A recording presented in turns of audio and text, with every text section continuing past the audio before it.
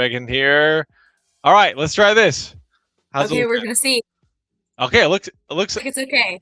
Oh, okay. It's doing it Oh again, no. Oh no. but it's fine. We can still ask you the questions. We can still hear you fine. So I'll put you over on the side if that's all right with you. Please do. All right, Andrea. So for those who may not be familiar with ZOE East Coast, could you tell us a little bit about yourself and the role that you do with ZOE, and kind of like what your day to day looks like? Yeah. So, as community services manager, it means that I report to Brad directly. So, we have been praying for him and very aware of what this week is going to mean for him and Lori. So, I oversee our advocacy and mentorship programs. So, we have three advocates on the East Coast, two full time and one part time, who report to me. Hmm. So, I get to support them as a supervisor, overseeing prevention programming, direct individual mentorship, and then sting operations where we support and collaborate with law enforcement. Hmm. And in addition to that, I get to partner with lots of other agencies in our area, both direct victim services and providing prevention education and training for other service providers in our area. And sometimes get to split some of our presentation work with Brad. So I've gotten Wow. to connect with church groups and other community partners about what we do, especially with a lens for direct care Hmm. for survivors and for neighbors who are more vulnerable to exploitation. Wow. I mean, sounds like there's never quite a boring day over there. It's quite a lot that Never you quite know what's going to be encompass. in my inbox. Yeah. Wow. Well, that's amazing. Thank you for all that you do. Before Yeah, joining ZOE, you worked as a therapist for the Sexual Assault Prevention and Counseling Center. Is that right? I did. Yes. How did that experience kind of shape your understanding of trauma and vulnerability and the importance of supporting survivors? Yeah, I think there is so much of that context that has equipped me to be able to support our team well and caring well for survivors. But I think so much of being present to stories of trauma is also getting to be present to stories of resilience, of what it means to survive trauma, and to reintegrate that experience into one story, and move forward as a flourishing, connected human being. Mm. And that connection is so critical to the work that we do and the work that any survivor of sexual assault, abuse, or harassment is going to be doing for their own lives, Mm. of reconnecting with themselves, with the people who care about them, and with our community. So yeah, just so privileged to be able to like bear witness to some of that healing work. Healing is not cute. It is Mm. gritty and hard and painful. Mm. And it means often when we're talking about trauma, if we think about it as a wound, especially with complex trauma, so trauma that occurred in the context of a relationship that was supposed to be safe, or more than one relationship that was supposed to be safe, Mm. you are doing some excavating into the heart, into your emotions and mind and body, much like if somebody experiences cancer or another profound physical um, just harm. Mm. The restoration for that healing is not this like smooth, pain-free experience. So Mm. it's equipped so much in being able to be present to and understand like where someone's coming from. Yep, that makes total sense in the context of the story that you are carrying and what you've experienced and been through. You are surviving the best way that you know how. What choices can we offer to make sure that you thrive? So actually, that work got me connected to ZOE. I still get to collaborate with my colleagues at Sexual Assault Prevention and Counseling Center, Oh, wow. and getting to work on in this field. So it's very adjacent, and I'm excited for how I get to step into that at ZOE and expand those resources beyond just therapy and mental health services. That's great. I think it's so good to remind people, like you said, that that process takes time, and Yeah. everyone at Zoe understands that, right? You never want to rush people through that process and just kind of check the boxes and move them on. Everyone really steps into these children's lives and they really care, and they Mhm. take those needed hours, days, months to really kind of take them through all that they need. Um, Yeah. Moving kind of into understanding, right, a little more about vulnerability and the prevention side of it. You work a lot, and you have this experience with working with them in the moment or after these horrible things have happened with them. Mhm. Talk to me a little bit about why prevention is such an important part of also fighting human trafficking. Yeah, one thing that Brad says when we are doing presentations in our community that I think is so helpful for this conversation is a connected child is much less vulnerable to exploitation. Hmm, When we talk about trafficking, we talk about exploitation, people who are really good at one thing and identifying human vulnerability and exploiting it for profit hmm, is what trafficking is. They're looking for someone where it's not going to be a hard job. They're trying to find someone who no one is looking for. So when we talk about prevention, it's both this piece of equipping our community to understand and pay attention to neighbors and children who might otherwise fall through the cracks. And we're also targeting our efforts for populations that we know are more disconnected, hmm, right? Like societally in our community, they have fewer connections, they have fewer choices.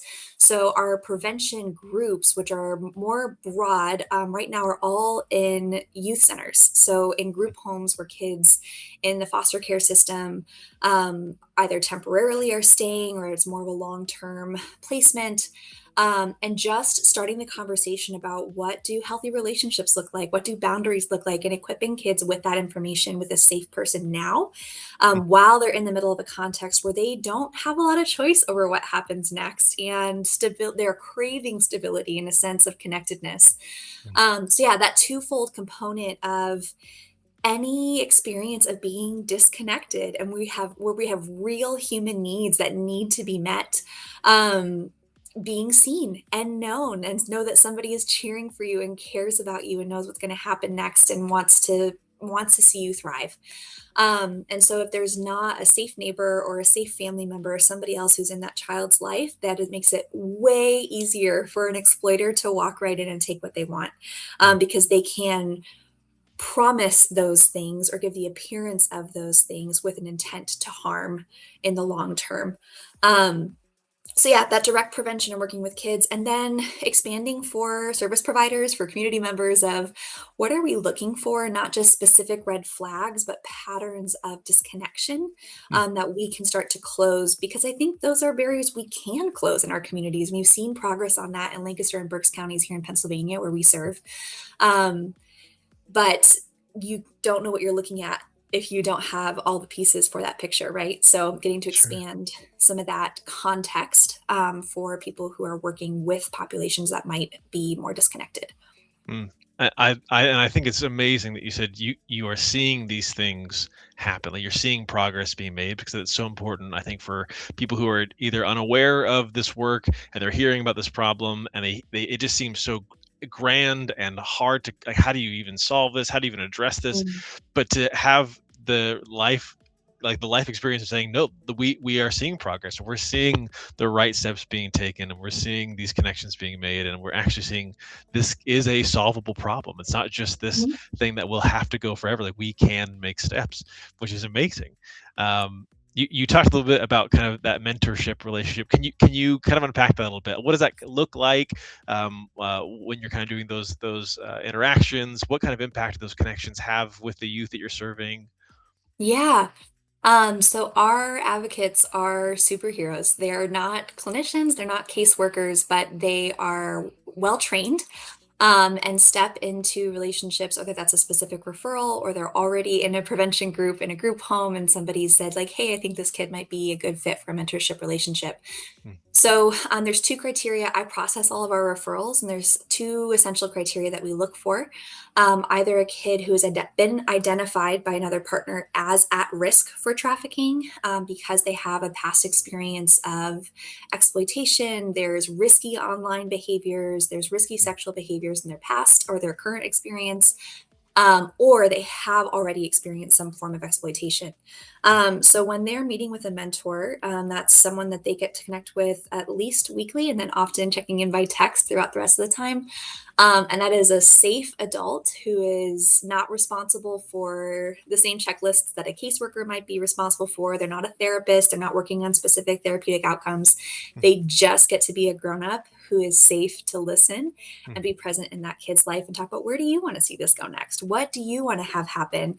And sometimes those are not goals that we can necessarily support, right? Like, I want to go home. I'm going to go back with my mom. Here's the plan. And Mhm. you're like, okay. And neither of us have control over that outcome. Mhm. But what other kinds of outcomes? You want to be a veterinarian someday. Amazing. What is between you and getting to be a veterinarian someday that we can work on now? What kind of person do you want to be? Okay, you really care about loyalty and relationships. I get it. Let's talk about what it means to be your own loyal friend Mhm. to the people who are in your life. What is it? What is it okay to expect from people, from significant others or friends or family members, when you value loyalty, right? So that mentorship often is time bound by the circumstances in that kid's life. If we're seeing them in an emergency shelter and they're moving in 30 days, like, that might be the time we have. Mhm. Um, but we've seen over the few years, we've been had this program running in the East Coast for about 4 years now, the mentorship program, and we've had some kids who have gone out of state and then ended up back in the county, and they're with their back with their family of origin, or they're back in the same placement, and they're like, I met with a Zoe mentor before, and that was one of the safest relationships in my life. And I want to know, like, I want to talk to somebody again, because like Oh, they made wow. it safe for me to like talk about what was going on.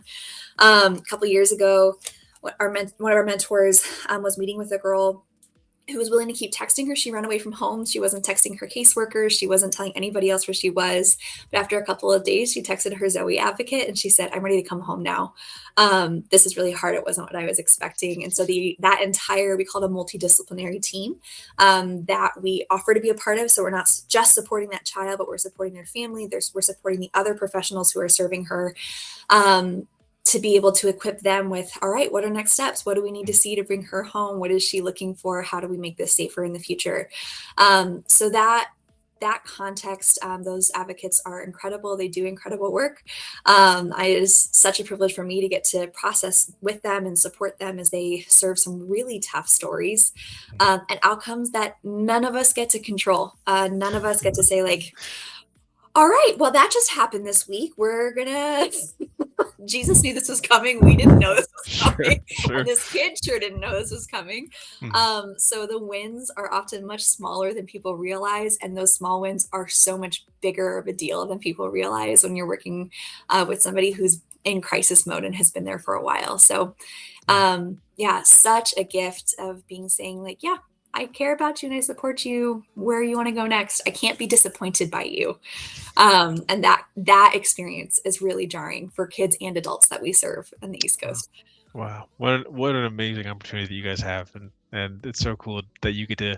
I mean, we're not done with the interview, but I just want to say thank you for stepping into that work, and thank you Yeah. for what you guys get to do on a daily basis over there for the life of these kids.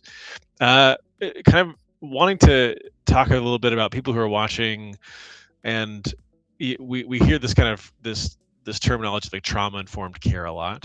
Mm. Why is it so important? Like, in your own words, why is it so important to understand someone's story and their experiences before making assumptions about their choices or circumstances, or stepping into like a caring role for them? Yeah. Um, Trauma informed care has a couple components to it, and I'm so grateful for the way that that's begun to like really infuse into how we care for people. It's essentially being able to switch from what's wrong with you to what happened to you. And as we Mm. provide care, as we care for someone who has their own trauma experiences, it's recognizing that the initial reaction we're seeing, it could be super disproportionate. Like, wow, you really blew up over that. Was not expecting that over the Takis that I pulled out for snacks today, right? But being able to say, okay, this is connected to something else, and Mm. your brain and your body need a second to catch up. That's fine. It's also increasing a sense of choice, increasing a sense of felt safety. That even if I can't choose what happens next in my life, like, maybe I can choose what happens right now in this moment. Do you want to be sitting down right now? Do you want to go for a walk? Mm. And just equipping people with more options. So when we are working with youth, working with adult survivors, or people who are currently vulnerable to further exploitation, we don't necessarily need to know all the details of somebody's story and experience to be able to care for them well. Mm. Um, I don't need to know that for the other members of my team, right? Like, I don't need to know like your like deep, dark, worst things that have ever happened to you for me to be able to care for you well, right? Sure, sure. But I can be present to and ask questions to better understand, like, hey, what do you need from me in this moment? Yep, emotions are really high. We can take a second, deep breath, take a pause. We don't have to rush into this.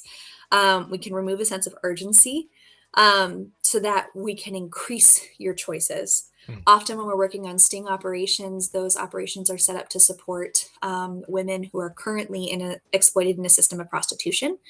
And when we meet them, there's almost every time, like 99% of the time, um, there is a reason that they're there. It is the most dignifying choice that they could have made in their circumstances to be there when they're meeting police and then meeting us.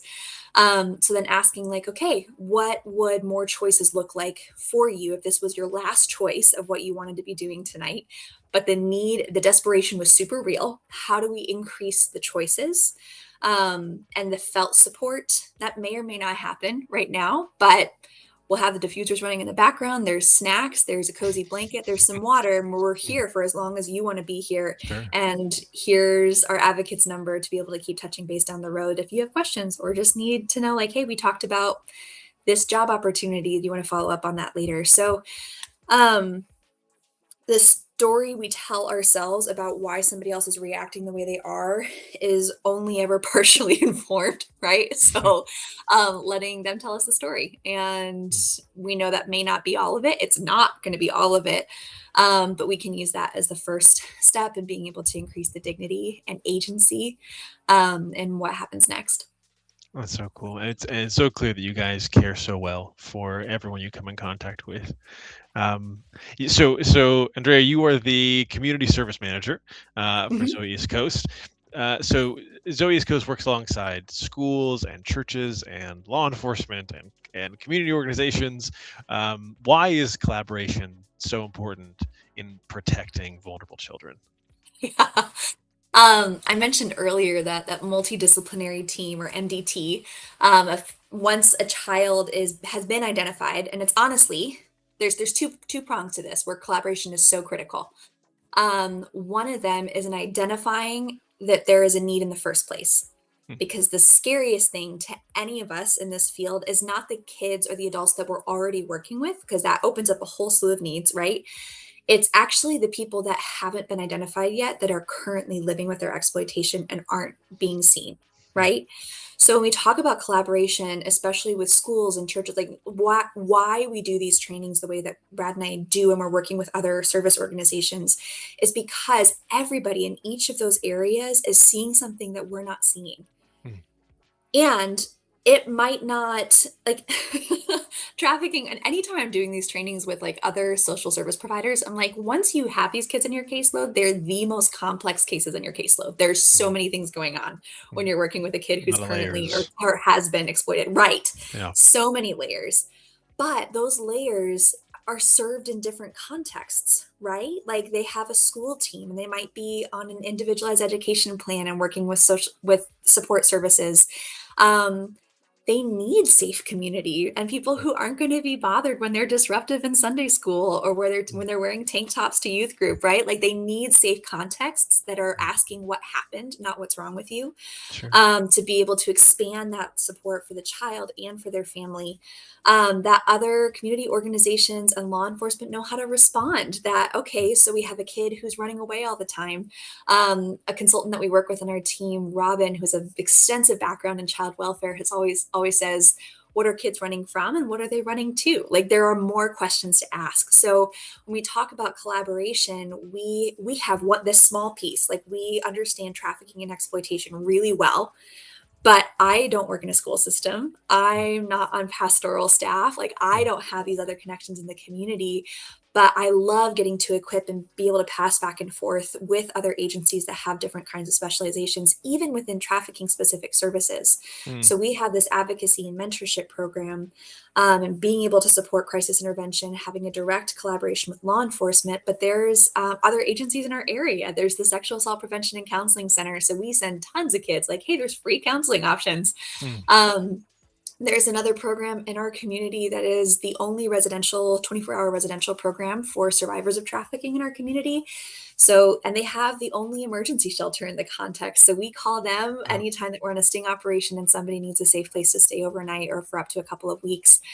So that collaboration is so critical Mm. because the needs are so complex and our community has so many facets to it that as more people are aware of what we're watching for, that what we're paying attention to and how we can serve, that continues to close the gaps where people might be slipping through and be more at risk to exploitation.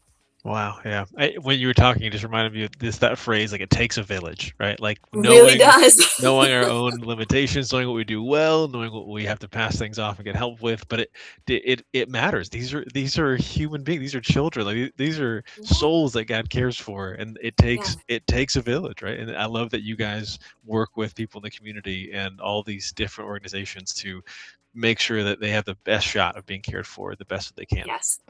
Can you share with me just maybe an encouraging thing that you're seeing right now happening in your local community as awareness Yeah. is growing, or prevention continues to grow, or care is Yeah. being met?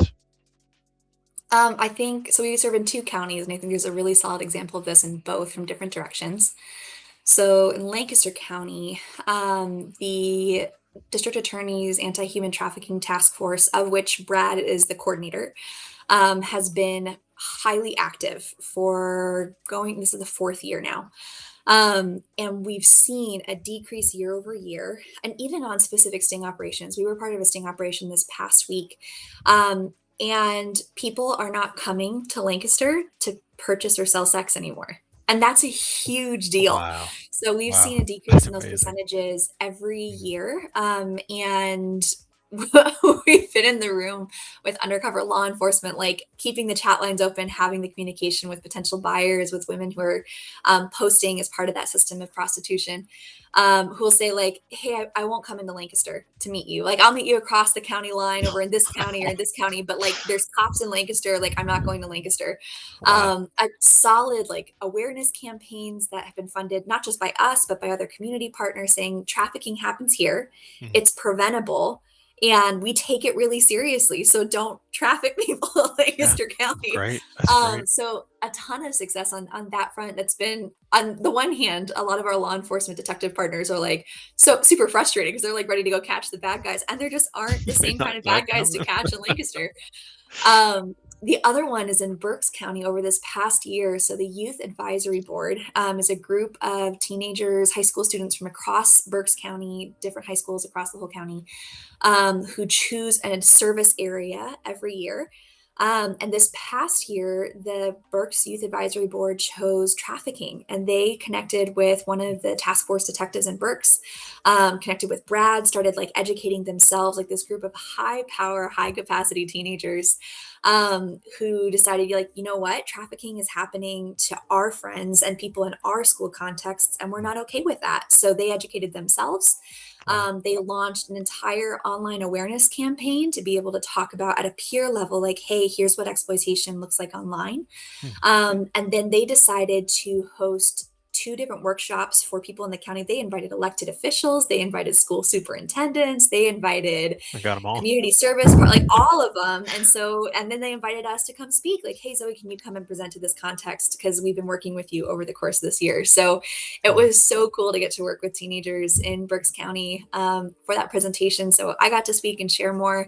One of the assistant district attorneys who oversees the task force work in Berks was also sharing about what that looks like at the court and judicial system level, and just so neat to get to see that happen because teens also care about this. Like when we do these conversations, we're often talking to adults, but we love it when we get to share directly with teenagers and teens who are making a huge difference in their community. So cool. That's got to be so encouraging. And it's got to give you, I'm sure, like hope when you see all those things happening all around Yeah. all at the same time. Wonderful. Just a couple more questions as we wrap up here. Andrea, thank you so much again for your time. As people who are following Race Across America and they're supporting Zoe and they're watching right now or they'll be watching later and they're giving, what do you want them to know about like the local impact that their partnership is actually having where Yeah. you work and kind of, yeah, even in their own communities? Yeah, I think there's a couple components to that. One of them is just that um there's a name recognition piece because of how we're positioned to be able to serve the entities that are serving these populations. Mm. Like name recognition, especially in this part of the state, there's a lot of people doing a lot of really cool work. So we're not going into most conversations like expecting somebody to know about ZOE International or ZOE East Coast. But I've been surprised by the number of people who are like, yeah, but I follow Race Across America, or yeah, but I'm in cycling, and so I pay really close attention to this, and That's so I awesome. know about ZOE, and you guys do like anti-child trafficking, right? I'm like, oh my gosh, that's great. That's us. Yeah, that's us. You're correct. That's the same, like the cycling Yeah. people, right? Like, well, not me. I am sitting at home cozy on my couch, but my Yeah. boss, sure. Yeah, they are. They're right there. Yeah, yeah, they're Yeah, right there. right. They're right there and doing great. We're so proud of Yeah. them. So, yeah, that piece is really cool. This is expanding the conversation to context that might not otherwise know. So, so grateful for that. And we can, I'd invite you guys to be praying. Any place where the kingdom is expanding against the darkness, right? Where the image of God is at stake and trafficking and exploitation is a significant piece of that, right? Mm. The enemy has so much ground to attack when it comes to the image of God, and somebody being reduced to just their body to be exploited and profited on. Um, that is work that the enemy takes really seriously, and we feel that on our teams, especially coming into or off of sting weeks, and really hard days for kids that we serve. Our team feels it. So, would just invite you to pray with and for us, on just being healthy for our team, spiritually healthy, physically, emotionally healthy with each other. Also, our boss is in Arizona right now on two wheels On a bike. and hopefully going to be okay. Yeah. I told him like, actually, it's not an option for you to die on this trip because we don't have a succession plan. Like this is, you really got to be okay on here. So Sure. pray for our Pray for boss. We that. need him back at the end of this.